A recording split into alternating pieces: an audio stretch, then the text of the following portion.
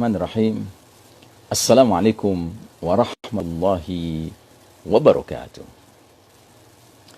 Alhamdulillahirabbil alamin wassalatu wassalamu ala asyrafil anbiya'i wal mursalin sayyidina Muhammadin wa ala alihi wa ashabihi ajma'in. Faqala Allah Ta'ala fi kitabihil karim ba'da a'udzubillahi minasyaitonir rajim. Ya ayyuhalladzina amanu taqullaha haqqa tuqatih wa la tamutunna illa wa antum muslimun.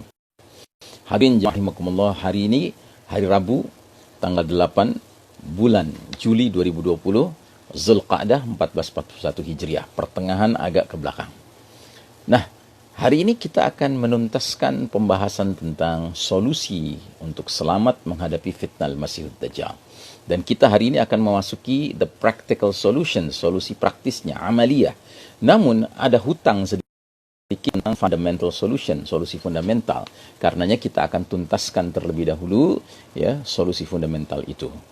Nah, ingat, solusi fundamental intinya adalah seorang muslim harus menghadapi fitnah Al-Masihud Dajjal jika ditakdirkan menghadapinya dengan cara bergantung sepenuhnya hanya kepada Allah Ta'ala. Sebab kata Nabi, ya Allah menjadi khalifahku yang akan melindungi kalian dari fitnah Al-Masihud Dajjal. Dengan kata lain, koneksi seorang mukmin harus kuat sinyalnya. Dia harus benar-benar menyala. Sadatana wa kubara'ana. Ya Rabb kami, sungguh kami telah mentaati, mematuhi sadatana, pemimpin-pemimpin kami, wa kubara'ana, dan pemuka-pemuka agama kami, ulama-ulama kami. Ternyata mereka, ya, kita lanjutkan. Jadi, jelas ketika di hari berbangkit kelak nanti, di padang mahsyar nanti, saat para pengikut, rakyat kebanyakan menuntut tanggung jawab dari pemimpinnya, ya, kenapa mereka dahulu ya tidak memberikan petunjuk kepada rakyatnya, petunjuk yang benar, petunjuk yang bersumber dari Allah Rabbul Alamin, Allah Azza wa Jalla. Mereka menjawab dengan jujur ketika itu, Lau hadana Allahu lahadainakum. Sungguh seandainya Allah memberi kami petunjuk, niscaya kami bisa memberi kalian petunjuk. Artinya apa? Inilah pemimpin-pemimpin yang tidak mengikuti petunjuk Allah. Kenapa kemudian hari ini ketika kita menyaksikan ada pemimpin-pemimpin yang tidak jelas-jelas tidak bahkan mencampakkan petunjuk Allah, lalu kita merasa berkewajiban mentaati mereka? Disinilah kekeliruan kebanyakan manusia hari ini.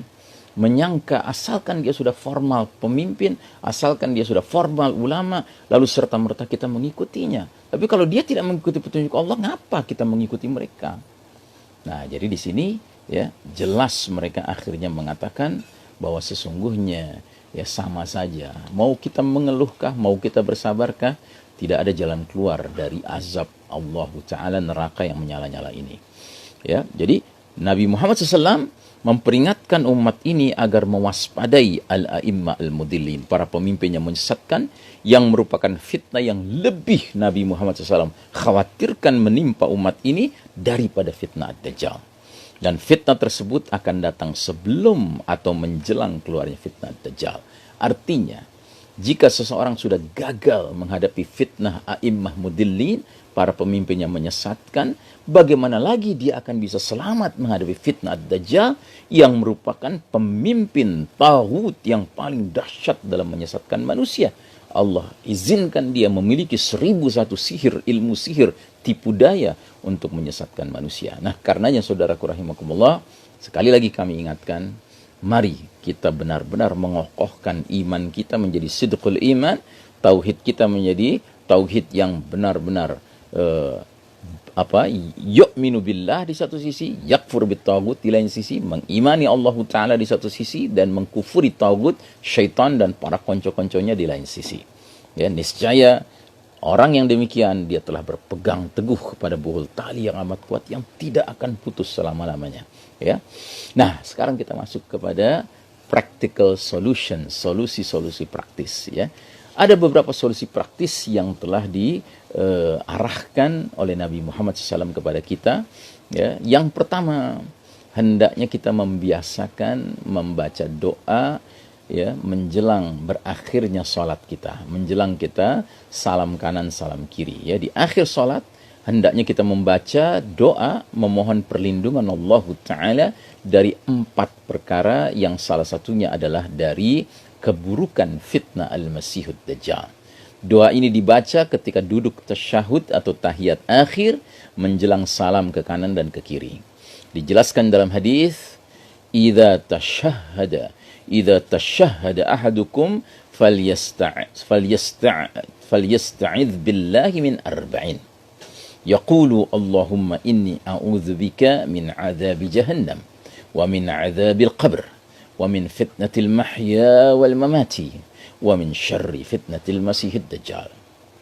Dari Abu Hurairah radhiyallahu anhu, ia berkata, Rasulullah sallallahu alaihi wasallam bersabda, jika salah seorang di antara kalian bertasyahud, ya, hendaklah meminta perlindungan kepada Allah dari 4 perkara. Dan doanya berbunyi, Allahumma inni a'udzubika min azabi jahannam. Ya Allah, aku berlindung kepada engkau dari azab jahannam.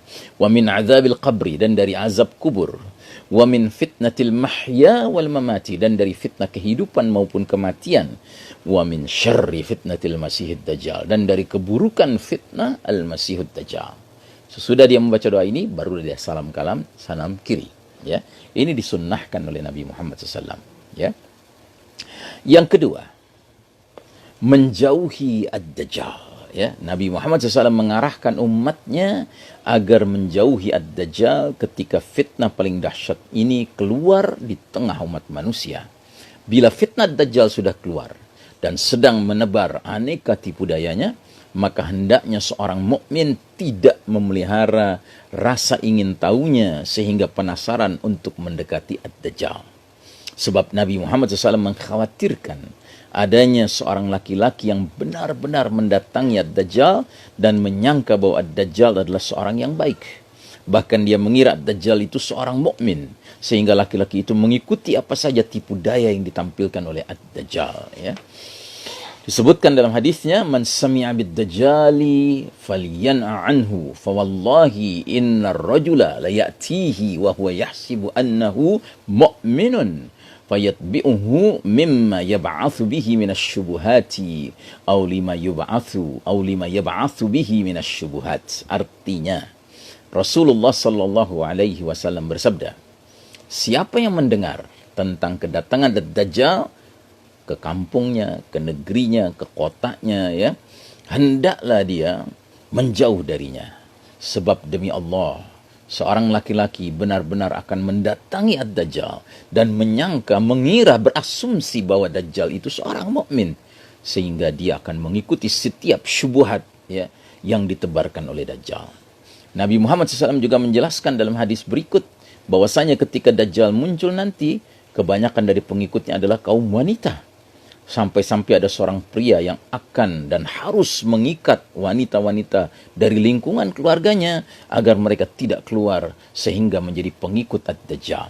Disebutkan dalam hadisnya, yanzilud dajjalu fi hadhihi sabakhati bimurqanat fayakunu aksara man yakhruju ilaihi an-nisa hatta inna ar-rajula la yarji'u ila hamimihi wa ila ummihi wa ibnatihi wa ukhtihi wa ammatihi fayuthiquha ribatan makhafata an yakhruja ilaih.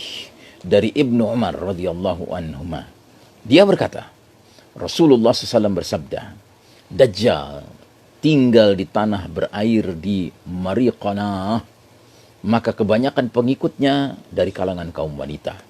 Sehingga seorang laki-laki pulang untuk menemui istrinya, ibunya, anak perempuannya, saudara perempuannya, dan bibinya. Kemudian dia mengikat mereka kuat-kuat dengan tali karena khawatir kalau wanita-wanita tersebut pergi mengikuti ad-dajjal. Hadis riwayat Imam Ahmad Hasan statusnya. Jadi saudaraku rahimakumullah, pesona dajjal ini dahsyat sekali. Dan sedemikian dahsyatnya, tidak sedikit wanita yang menjadi korbannya, yang menjadi mangsanya, ya. Dan ini sebabnya apa? Karena wanita lebih emosional daripada laki-laki. Dan emosi ini, perasaan ini yang mudah dimainkan oleh ad-dajjal dengan segenap fitnah yang dia bawa, ya. Baik, yang ketiga, menghafal 10 ayat awal suratul Kahfi atau 10 ayat akhir dari suratul Kahfi. Termasuk kiat lain yang diajarkan Rasulullah sallallahu alaihi wasallam agar selamat menghadapi fitnah Dajjal ialah menghafalkan 10 ayat awal suratul Kahfi. Nabi Muhammad SAW bersabda, "Man hafidha asyra ayatin min awwali suratul Kahfi, usima min fitnatid Dajjal." Barang siapa menghafal 10 ayat awal dari suratul Kahfi, dia akan terjaga, terpelihara dari fitnah ad-Dajjal. Hadis riwayat Muslim sahih, ya. Ingat ya, menghafal bukan sekedar membaca. Dan boleh yang dihafalkan itu 10 ayat awal suratul Kahfi atau 10 ayat akhir suratul Kahfi. Silakan, tapi yang penting dihafalkan. Apa hikmah di balik menghafalkan ke 10 ayat tersebut? Allahu a'lam bissawab.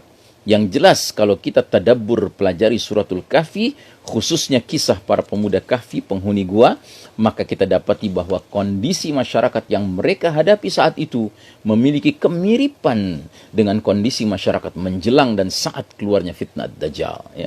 Yaitu hadirnya pemimpin yang menyesatkan umat manusia dan rakyat kebanyakan yang rela mematuhinya, sehingga sadar tidak sadar rakyat ini telah berlaku syirik, mempersekutukan Allah dengan sang pemimpin yang ditaati secara membabi buta, secara taklid buta, ya.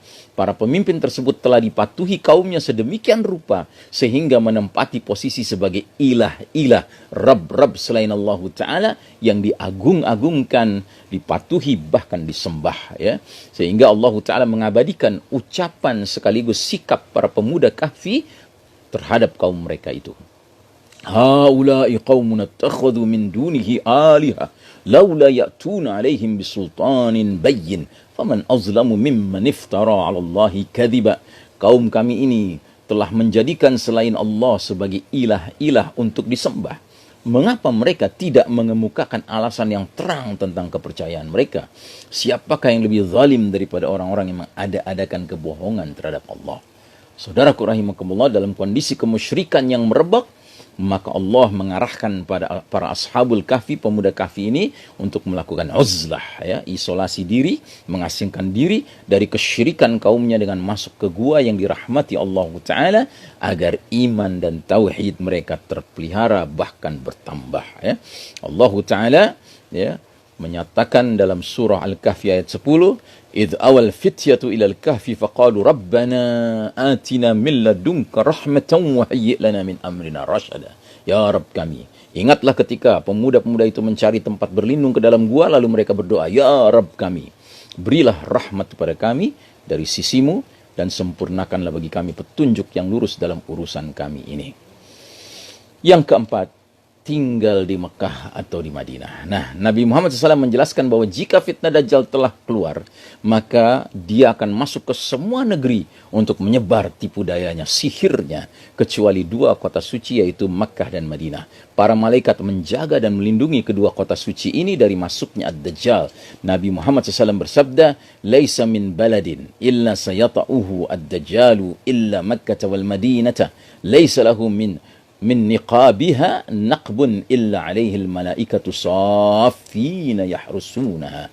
Tidak ada satu negeri pun yang tidak akan dimasuki ad-Dajjal kecuali Mekah dan Madinah, karena tidak ada satu pintu masuk pun dari pintu-pintu gerbangnya, kota Mekah dan Madinah, kecuali ada para malaikat yang berbaris menjaganya. Berarti di antara solusi umat agar selamat menghadapi fitnah Dajjal adalah menetap tinggal di Mekah atau Madinah. Dua kota ini merupakan tempat yang paling terlindungi dari fitnah Dajjal. Saudaraku rahimakumullah, mudah-mudahan Allah Ta'ala mengizinkan kita, ya, mempunyai kesempatan tinggal di Mekah atau Madinah, ya. Namun kalaupun tidak kita tinggal di Mekah atau Madinah, sesungguhnya yang paling penting adalah memastikan iman kita ini benar, ya. Karena apa? Ada manusia-manusia yang sudah tinggal di Mekah dan Madinah dengan aman dari fitnah Dajjal, tapi mereka justru meninggalkan kota Madinah. Ya, contoh dalam hadis ini dijelaskan oleh Nabi SAW. Ya, Yaumul khalas wa ma yaumul khalas, yaumul khalas wa ma yaumul khalas, yaumul khalas wa ma yaumul khalas. 3 kali Nabi bertanya, hari pembersihan. Apa itu hari pembersihan? Maka Ditanyalah oleh seorang sahabat, apakah hari pembersihan itu? Kata Nabi, Dajjal akan muncul kemudian mendaki gunung Uhud. Dari arah gunung Uhud dia memandang ke kota Madinah, lalu dia bertanya kepada pengikutnya, Atarawna hadzal qasr al-abyad, kalian lihat istana putih itu? Hadza Masjid Ahmad, itu masjidnya Ahmad, maksudnya Masjid Nabawi. Kemudian Dajjal mendatangi Madinah, dia turun dari bukit Uhud mendatangi Madinah, namun dia dapati di setiap jalan menuju kota itu ada malaikat penjaga yang menghunuskan pedangnya. Kemudian Dajjal mendatangi Sabkha al-Juruf, tanah tandus di lereng bukit. Kemudian dia pukul serambi depannya, sehingga kota Madinah bergetar gempa 3 kali. Dengan gempa itu tidak ada seorang munafik pun, laki-laki maupun perempuan. Tidak ada seorang fasik pun, laki-laki maupun perempuan. Melainkan dengan sukarela keluar meninggalkan kota Madinah untuk menemui Ad-Dajjal. Dan itulah yang disebut dengan Yaumul Khalas, hari pembersihan. Jadi saudaraku rahimakumullah, hati-hati. Ujung akhir daripada solusi menghadapi Dajjal adalah sidqul iman wal istiqamah. Sehingga kalau memang kita memiliki sidqul iman dan istiqamah, tinggal di Madinah atau Mekah lagi, itu lebih mantap lagi, tidak akan diganggu oleh fitnah Dajjal. Tapi apatahlah gunanya tinggal di Mekah atau Madinah namun dengan kerusakan ya, iman, sehingga menyebabkan dirinya menjadi munafik atau fasik, dan ini akan menjadi mangsa-mangsa dari Dajjal yang ketika mengetukkan ya kakinya di serambi sebuah bukit di luar kota Madinah, bahkan itu menjadi sihir yang menghipnotis, mengajak, menarik, menyedot ya orang-orang munafik dan fasik ini keluar dengan sukarela menuju Dajjal meninggalkan kota yang aman yaitu Madinah Al-Munawwarah. Nauzubillahi min dzalik. Wassallallahu ala nabiyyina Muhammadin wa ala alihi wa sahbihi wasallim tasliman. Wassalamualaikum warahmatullahi wabarakatuh.